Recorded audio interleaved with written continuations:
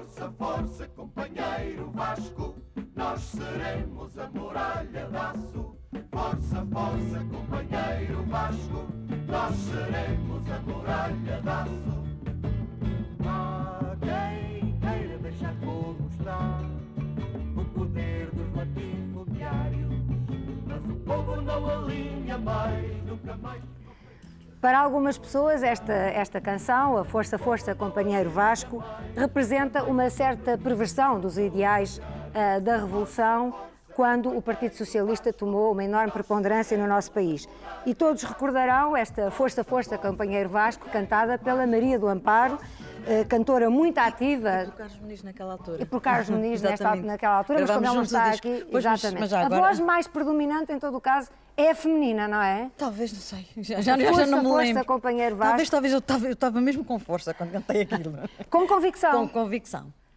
Sem dúvida nenhuma. Hoje pareceria estranhíssimo alguém fazer uma canção deste tipo, deste empenhamento, a um primeiro-ministro, a um outro primeiro-ministro. Então, não estou a imaginar ninguém a fazer uma canção militante ao Cavaco Silva, António Guterres. Talvez não.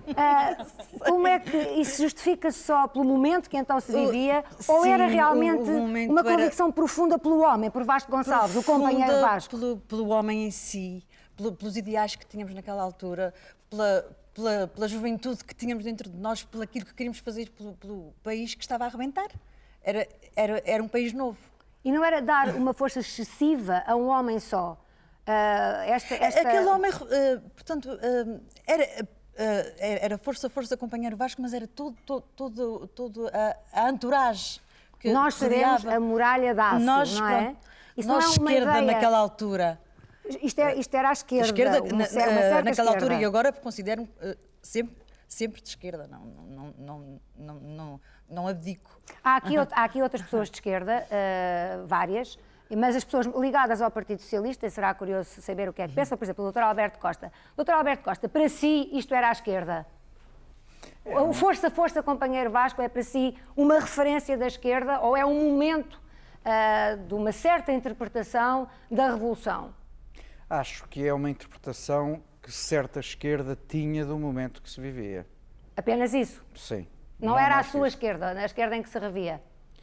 Não era. Maria do Amparo, vamos voltar propriamente ao repouso da guerreira. Aqui é realmente uma imagem muito guerreira. A Maria do Amparo, hoje em dia, vive em Montemor. Sim. Montemor o Novo. Com muito gosto imenso de lá estar. E trabalha na Câmara Municipal, ligada à Câmara Municipal. À Câmara. Tem uma oficina de canto, que são 124 crianças, em que ensino a cantar. Eles cantam. Porquê é que se desligou das canções, do mundo das canções, onde teve muito êxito, afinal de contas, por sua livre vontade, depois de uma carreira relativamente curta?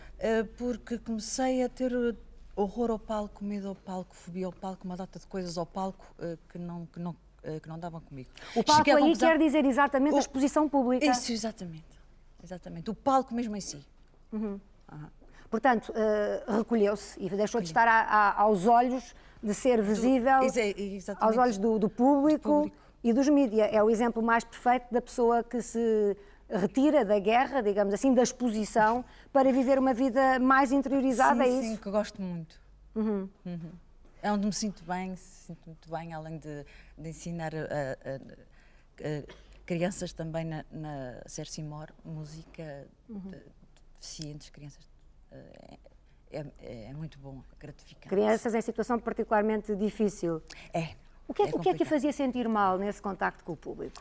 O que é que a angustiava? O medo de não estar à altura? Sim, uma insegurança. Eu penso também que começou a partir quando nasceu a Ana Lúcia, que está aqui ao pé de mim. Que é conhecida de todos, cantora, atriz. E está aqui a Sara, falta o Paulo, que está em casa. A outra beijinho, filha. Paulo. Eu penso, quando nasceu a Ana Lúcia, eu comecei logo a ter vontade de sair, porque sentia-me insegura porque não tinham de deixar a miúda, porque a miúda ia connosco para todo o lado, porque a miúda andou no palco, andou fechada em carros enquanto cantávamos.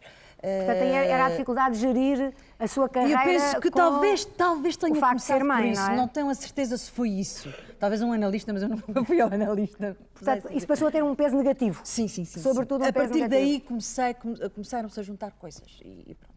E agora que a Lúcia tem uma carreira pública, transferiu para ela essa angústia ou no caso dela isso já não a aflige? Transferi um bocadinho. Quando ela foi cantar ao Festival Da canção, da Eurovisão? da Eurovisão também, mas da canção aqui, eu não fui assistir exatamente para não transmitir a minha angústia. E viu na televisão? Porque Vi, aí ela chorei não o tempo podia. todo, não consegui ver, só depois da gravação é que consegui. Mas é uma mãe que segue atentamente, portanto, a carreira. Completamente, a carreira da filha. apoio-a imenso e pronto, e estou muito orgulhosa dela. E é, portanto, mais feliz hoje nessa faceta mais privada da sua vida. Sou muito mais. Porque faço o que gosto mesmo. Muito obrigada, Maria do Amparo. Obrigada eu. Teresa Ramalho, mais conhecida por Tareca, tornou-se conhecida de todos os portugueses num concurso aqui na RTP, a Visita da Cornélia, um concurso que curiosamente já passou há quase 20 anos, mas permanece certamente no imaginário de todos nós. Não sei se já estamos a ver ou se iremos ver dentro em pouco imagens da Tareca, é assim que é conhecida, nesse concurso. A Tareca tinha tido alguma experiência profissional na Alemanha, anos antes. Tenho aqui uma fotografia que gostaria de mostrar, porque é uma fotografia, não se está a ver, mas talvez daqui a pouco, é uma fotografia belíssima, exatamente, que ilustra a faceta de atriz da Tareca nesse tempo, é esta a câmara, nesse tempo na Alemanha, foi tirada em Berlim, não é? Mas em Portugal, propriamente, a Tareca só se tornou conhecida com a Visita da Cornélia. O que é que essa exposição pública mudou na sua vida? Bom, teve um impacto tal com o público, no público, que ainda hoje, ao fim de 20 anos, ainda há pessoas que me param na rua e dizem: ai, a Tareca, ai, gostei tanto de a ver com o seu filho, quando é que a vemos outra vez, com o seu filho? O seu filho que é o Tosé Martinho, o Tosé Martinho. Para os mais jovens que podem não saber ou podem não se lembrar, foi realmente não é? uma parelha, digamos assim, até porque não era muito costume na altura uma mãe e um filho entrarem num concurso, não é? Fazerem De maneira par, sobretudo fazerem Pois é, par. exatamente. E Dançámos, quase cantámos, parecia que fizemos tinham a montes mesma de idade, coisas. digamos assim, não é? Foi Dançavam os muito- dois Foi admiravelmente. uma experiência maravilhosa, isso foi E a Tareca inesquecível. conserva uma grande elegância física. De algum modo recomeçou uma atividade artística que, como eu já disse, tinha iniciado na Alemanha, anos antes, e que teve que interromper porque o seu marido faleceu prematuramente e a Tareca ficou com 3 filhos. É viúva aos 28 anos com 3 filhos. E recebi, entretanto, um convite para voltar para a Alemanha para ser então protagonista de um filme. Mas nessa altura realmente já não tinha já ânimo para deixar 3 crianças entregues aos avós e ir-me embora. Foi uma opção que voltava a ter, não é? Portanto, há um princípio de uma atividade artística, depois há uma paragem forçada e mais tarde, um pouco por acaso, é um concurso, não é propriamente uma carreira que começa, não é? É um concurso que a traz outra vez para a ribalta. Eu, entretanto, entrei depois nas palavras prosseguiu cruzadas. em algumas telenovelas. Depois nas palavras cruzadas, nos telhados de vidro, fiz também uma participação Numa outra série, também Sim, tenho a não? impressão que sim. Mais Já que não me uma recordo, até. sim. Na Marta e Ricardina, nos Homens da Segurança, nos Trapos e Companhia, quer dizer, entrei em várias coisas. E ao contrário da Maria Eu do queria Amparo, perguntar, ao contrário da Maria do contrário da Maria do Amparo, as luzes da ribalta, as luzes do platô são para mim um estimulante, uma coisa louca. Animam-na, Ao gosta. contrário, absolutamente. A falta de privacidade que isso traz, justamente as pessoas dizerem-lhe na rua, 20 anos depois deve estar saturada, às vezes. É gostei engraçado. tanto de ver Não, dançar. É engraçado, Não engraçado. sente que isso tenha privado Não, de de todo. de um Eu certo tenho uma vida recolhimento que a vida da Maria do Não, Amparo hoje eu lhe tenho permite, uma por vida exemplo. muito rica. Tenho um marido, 5 filhos casados, 9 netos. Portanto, ao todo são 20 pessoas e há sempre um a precisar de qualquer coisa. Mas eu consigo manter a minha privacidade. Agora estou a escrever um livro de contos e estou perfeitamente disponível para o que possa surgir. Aliás, tenho uma perspectiva agora talvez para novembro, não quero falar muito nisso para não entrar areia, mas devo dizer-lhe que as luzes do platô para mim são um estimulante espantoso. E, portanto, nunca descansou completamente, nunca se sentiu propriamente no repouso. Se eu Pelo estiver no contrário, repouso, estou contrariadíssima. quer é voltar à batalha, não é? Sou uma guerreira contrariadíssima se não estiver em luta. Muito obrigada. Nós temos já várias perguntas, algumas das quais nos chegaram por e-mail, outros telefonemas também em linha. Pedro de Bruxelas, é isso? Sim, senhora. Boa noite. Muito boa noite. Quer fazer alguma pergunta a algum dos meus convidados? Eu tinha uma pergunta para o Sr. Bispo de Setúbal. O Faz Sr. favor. Bispo declarou que a partir de uma certa idade se devia reformar. Isto por já não se sentir a mesma disponibilidade física para se ocupar conveniente de tudo o que há a fazer numa diocese. A minha pergunta era qual é a sua opinião no que diz respeito ao Santo Padre, que como principal responsável da Igreja e com a responsabilidade acrescida que tem, será que ele, nomeadamente, quando, como no caso atual, tem a doença de Parkinson, não devia fazer o mesmo em relação ao seu pontificado? Senhor Bispo, não é uma pergunta fácil, pois não? Não é uma resposta fácil. A pergunta é muito fácil. A resposta não é fácil, mas eu já dei uma resposta aqui há tempos num dos nossos semanários. Ora bem, Talvez convenha recordar, aqui tem mais... pois, a resposta Pessoas que eu a dei, a ouvi-lo. resposta que eu dei foi, portanto, isto faz parte de uma opção pessoal. Mas agora, no campo dos princípios, não repugna nada que o Santo Padre peça, quer dizer, resigne também ao seu cargo. Não era o primeiro caso na história da Igreja. Eu acho que até, digamos, há pessoas que defendem que ele não deve resignar por isto, por aquilo, por aquilo e tal.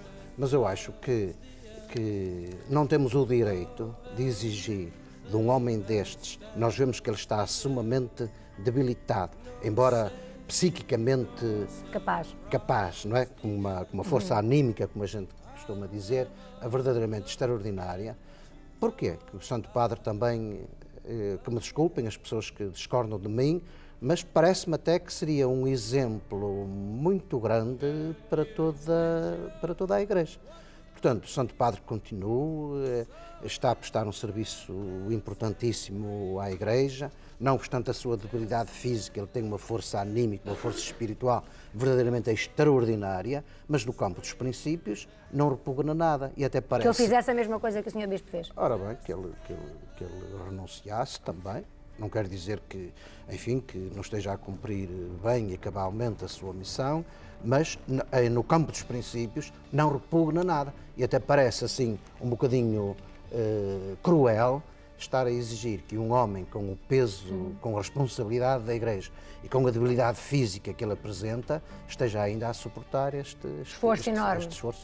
Muito obrigado. Sr. Carlos Conde do Cacém, muito boa noite. Ora, boa noite.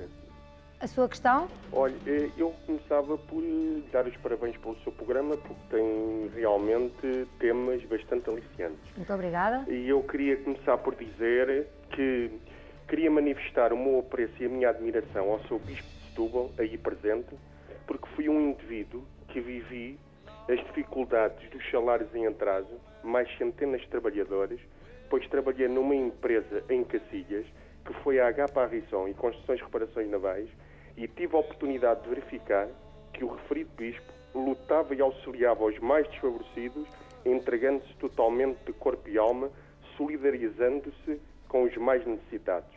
Homens como este fazem falta em qualquer parte do mundo.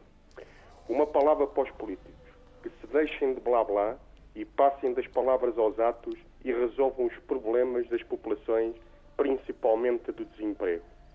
Pergunto aos políticos aí presentes se têm consciência, enquanto governantes, se têm a consciência de terem cumprido o seu dever. Muito obrigado. Dizia o Dr. Dias Loureiro, baixinho, não há políticos no ativo, digamos assim, na governação, mas a pergunta do nosso telespectador é legítima e a outra é se têm consciência de ter cumprido os seus deveres enquanto estiveram no ativo. Dr. Alberto Costa? Esforcei-me por fazer o melhor que sabia, é o que posso dizer. Dr. Dias Loureiro? Luísa, se me permite, porventura é a última vez que uso da palavra, eu gostava de dizer duas coisas muitíssimo breves, o programa deve estar quase a acabar. Em primeiro lugar, este programa aqui e ali, enfim, é natural, prestava-se a isso, parece que trata de pessoas que se retiraram, que agora já não têm que fazer, porque fala muito sobre o nosso passado. Eu acho que este programa fala de uma fase da nossa vida passada, mas fala sobretudo de pessoas que tiveram uma exposição pública e agora não têm, e ponto final. Quer dizer, todos nós estamos aqui, se Deus quiser, cheios de vida, o Sr. Bispo, a Sra. Doutora, eu, todos nós, pessoas que acabaram ali de falar, temos uma vida pela frente, estamos a trabalhar nas nossas vidas, não estamos debaixo dos microfones, estamos debaixo dos holofotes, mas a maior parte dos portugueses também não está e, portanto, nós estamos muitíssimo bem assim. Esse é um ponto que eu queria dizer e aqui deixar claro para que isto não pudesse parecer um programa de pessoas que se retiraram da vida e passeiam pelos bancos de jardins. Nada de mais falso em relação a isso. Em relação a esta questão que põe, não sou político, no ativo, nem tenciono vir a ser, mas o que eu posso dizer-lhe é o seguinte, eu bati-me pelas minhas convicções. Servi num governo liderado por um homem que eu respeito muito, que acho que é um grande estadista, servi na base daquilo em que eu acreditava e que o governo acreditava, e nessa medida, quem serve as suas convicções, como dizia há pouco a doutora Marida, tem garrinha, tem de estar bem com a sua consciência. Está com a sua, eu também estou com a minha. Servimos todos na base das nossas convicções. Muito obrigado. Para acabar, tenho aqui 3 questões postas por uma outra colega jornalista, atualmente diretora do Semanário Independente, a doutora Inês Serra Lopes, com 3 perguntas para 3 dos meus convidados. Sr. Dom Manuel, como é que tem conseguido conviver com as contradições do Vaticano quanto à Indonésia e a Timor? Pergunta a jornalista Inês Serra Lopes. Ora bem, se nós já tivéssemos avançado de tal maneira que as mulheres fossem padres, eu confessava-me a ela, assim não posso confessar. Mas concorda então com a ordenação das mulheres na Bem, Igreja isso é outra Católica? parte. Se ela fosse padre, se porventura fosse possível e ela fosse padre, não sei, podia não escolher para mim a confessora, mas também podia confessar, então diria isso. Bom, mais hábil é impossível a resposta. Doutor Alberto Costa, porquê é que está tão mais simpático do que quando era ministro? Pergunta a Inês Serra Lopes, não sou eu. Não tive êxito quando era ministro a ser simpático, notou-se. Talvez outro ministério, era o que eu dizia há bocado. Desculpe lá, Diga. que pode ajudar. O Sr. Bispo do Porto, Dom António, dizia que depois dos 40 anos cada um é responsável pela cara que tem.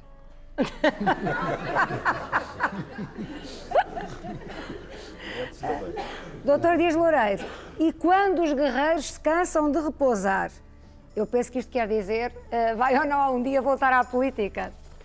Não sei, Maria Elisa, never say never again, não é? Não sei se vou voltar à política ou não. Tudo o que eu posso dizer é que neste momento não tenho a mínima intenção de voltar à política. O Sr. Bispo concordará comigo que acho que há bocado lhe fizeram algumas notícias ao Sr. Bispo. O Sr. Bispo deve ter em alta consideração os políticos, não é? Como toda a Igreja tem, como todos os padres têm, como todos os bispos têm. O Aliás, Santo Padre Pio XII chamava-lhe a forma mais nobre com certeza, da solidariedade e da caridade. E acho que é. Aliás, a Igreja, não é a primeira caso que a Igreja tem na liturgia da missa, tem um momento que se chama a oração dos fiéis. E o Sr. Bispo, seguramente, quando diz a missa, todos os dias reza pelos nossos governantes, pelas suas dificuldades. E pedia também isso é o reconhecimento mais claro das dificuldades que têm os políticos. Mas, repito, eu não sei se vou voltar Pedia ou não. para que eles fossem bons. Com certeza, com certeza. Eu não sei se vou voltar à política ou não, escolhendo a Inês Serra Lopes. Aquilo que posso dizer na vida é que estou muito bem a fazer aquilo que faço, com convicções também, com princípios também. Se um dia voltar à política, voltarei. Se não voltar, tudo bem também. Não há saudade, por enquanto? Não há saudade, vamos lá ver. Eu quero dizer-lhe o seguinte, eu gostei daquilo que fiz, lembro com muito prazer das coisas que fiz, mesmo as partes difíceis, as controvérsias que tive aqui com o Sr. Bispo de Setúbal, algumas vezes, complicadas, complexas. Ele, no ponto de vista dele, eu no meu ponto de vista, eu sou um bocado um guerreiro também, e portanto tenho saudade também desses momentos, mas não tenho saudade suficientemente forte que me faça voltar, ou querer voltar. Doutor Alberto Costa, também não, por enquanto? Por enquanto está muito bem na sua advocacia. Também não faz parte dos meus propósitos. Até porque, agora que o acham mais simpático, não faria grande sentido. Espero conservar esta simpatia. Não está. Outro dia provoquei assim um encontro com 3 ministros, 3 ex-ministros, e a minha proposta era esta.